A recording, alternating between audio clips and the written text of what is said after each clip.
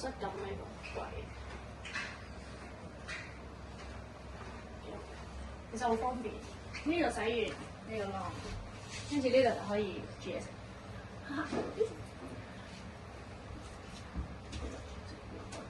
當呢度整盞燈咧，因為如果好似冇呢度燈就好暗，但係如果喺呢度整個燈膽又好奇怪，啊燈泡真係好有度。跟住就係雪櫃，哦，下面呢樣。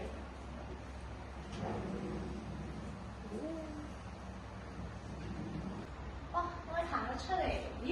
有冇睇過少少原灣？我都幾有設計感㗎喎。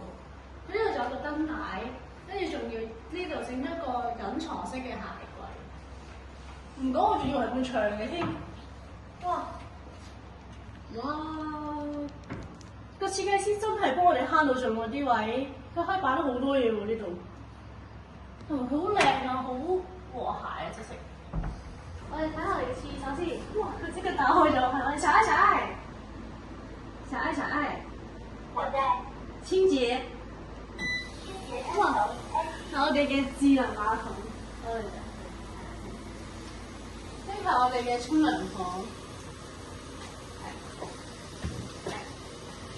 佢用嘅個地樓好靚，佢係用塊岩板去冚埋，好美觀又舒服。我哋嘅門都做得好好，好順暢。落翻嚟，好似喺屋企會見到石嘅洗手盆，我屋企係用瓷，好有信。咁我帶你去睇下我哋嘅3間房啦。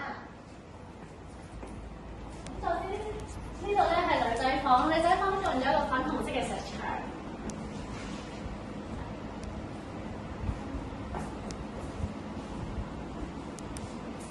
好，跟住就係我哋嘅男仔房。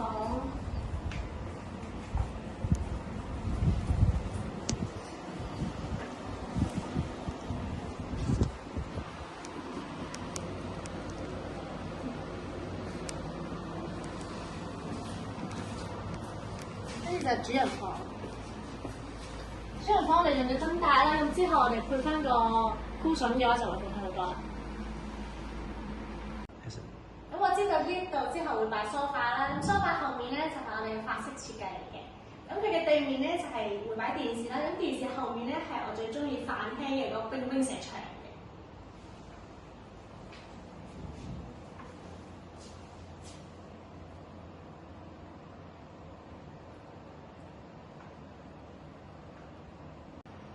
我覺得咧，我好似唔係喺居屋入邊咯，好似去咗中環半山嗰啲私樓咁。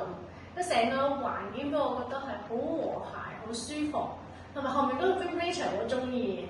佢係我覺得，如果我喺呢間屋企住，我會高貴咗好多。